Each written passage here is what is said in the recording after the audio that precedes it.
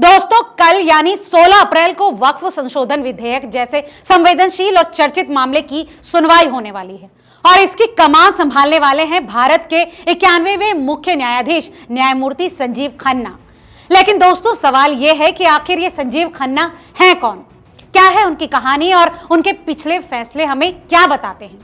क्या वो एक ऐसे जज हैं जो निष्पक्षता और संविधान को सबसे ऊपर रखते हैं, या फिर उनके फैसलों में कुछ और रंग दिखता है। दोस्तों, उनके कार्यकाल में आए फैसले जैसे इलेक्टोरल बॉन्ड को खत्म करना या अनुच्छेद 370 को बरकरार रखना क्या दर्शाता है, हम आपको आगे बताएंगे।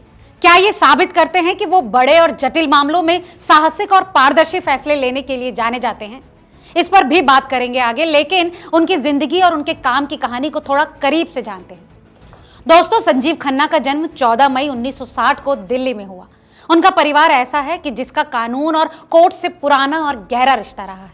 दरअसल उनके पिता justice Devraj Khanna Delhi high court के जज थे और 1985 तक वहां उन्होंने काम किया। उनकी मां सरोज खन्ना लेडी श्रीराम कॉलेज में हिंदी पढ़ाया करती थी। उनके चाचा justice Hansraj Khanna supreme court के मशहूर जज थे, जिन्होंने साल 1973 में केशवानंद भारती केस में संविधान की बुनियादी संरचना को बचाने में बड़ी भूमिका निभाई और साल 1976 में एडीएम जबलपुर केस में अपनी अलग राय के लिए याद किए जाते हैं।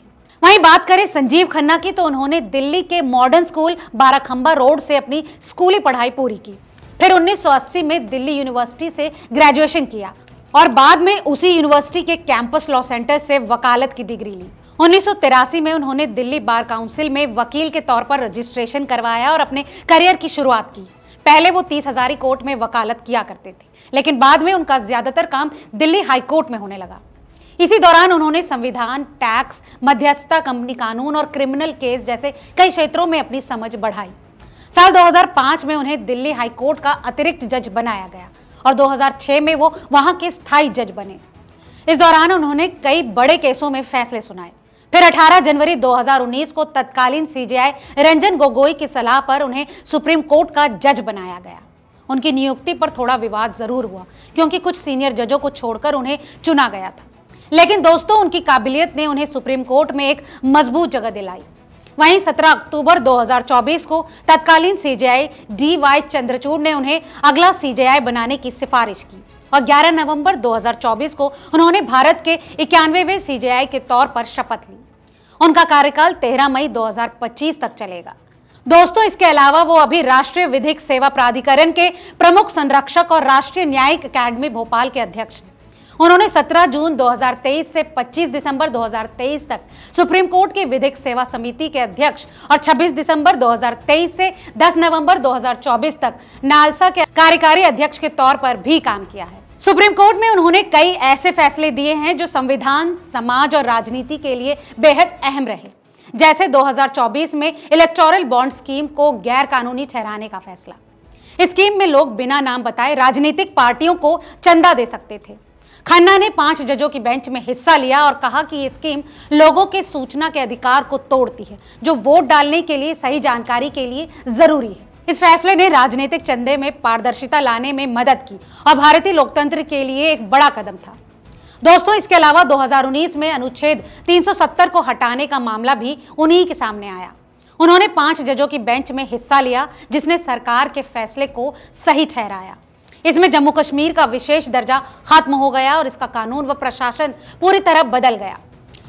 2024 में ही उन्होंने दिल्ली के पूर्व मुख्यमंत्री अरविंद केजरीवाल को लोकसभा चुनाव में प्रचार के लिए थोड़ा समय की जमानत दी। उनके इस फैसले ने भी खूब चर्चाएं बटोरी और आजादी व निष्पक्ष चुनाव जैसे मुद्दे को सामने लाया। फिर ईवीएम और वीवीपैट से जुड़ी एक याचिका को भी उन्होंने 2024 में खारिज किया, जिसमें 100% वीवीपैट स्लिप्स की जांच की मांग थी। उन्होंने कहा कि मौजूदा सिस्टम तेज, सही और सुरक्षित है।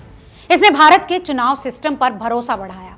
अब उनकी बेंच वैवाहिक बलात्कार से जुड़े कानूनों पर सुनवाई कर रही है। साथ ही कोलकाता के आरजी कर मेडिकल कॉलेज में एक डॉक्टर की हत्या और बलात्कार के केस में भी वो सक्रिय हैं। दोस्तों, ये मामले समाज और कानून में बदलाव ला सकते हैं और उनके कार्यकाल को यादगार भी बना सकते हैं। कल वो वक्फ संशोधन बिल पर एक अहम सुनवाई करेंगे। दोस्तों, ये मामला वक्फ बोर्ड और उनकी संपत्तियों के प्रबंधन से जुड़ा है, जो अल्पसंख्यक समुदायों के लिए बहुत संवेदनशील है। लोग उम्मीद कर रहे हैं कि वो इस मामले में निष्पक्ष और संविधान के हिसाब से फैसला लेंगे। संजीव खन्ना ने न सिर्फ अपने परिवार की कानूनी विरासत को आगे बढ़ाया, बल्कि अपने फैसलों से भारतीय कोर्ट्स में एक खास जगह बनाई। उनके फैसले लोकतंत्र, पारदर्शिता और संविधान को मजबूत करते हैं। वक्फ संशोधन बिल जैसे मामले उनके कार्यकाल को और अहम बना सकते हैं। दोस्तों, सर्वोच्च न्यायालय तो यही कहता है कि हर किसी को आसानी से न्याय मिले और कोर्ट में लंबित केस कम हो। उनका 6 महीने का ये कार्यकाल भारतीय कानून व्यवस्था के लिए बेहद खास हो सकता है। तो दोस्तों, अब महज कुछ ही घंटों का समय बचा है। कुछ देर में ये साफ हो जाएगा कि वक्फ का ये मुद्दा अब क्या नया मोड़ लेता है। फिलहाल इस रिपोर्ट में केवल इतना ही। इस विषय में आपकी क्या राय है, हमें कमेंट करके बताना बिल्कुल ना भूलें। और इस मुद्दे से जुड़ी तमाम लेटेस्ट अपडेट्स के लिए देखते रहिए रिपोर्टर जी। बहुत बहुत शुक्रिया।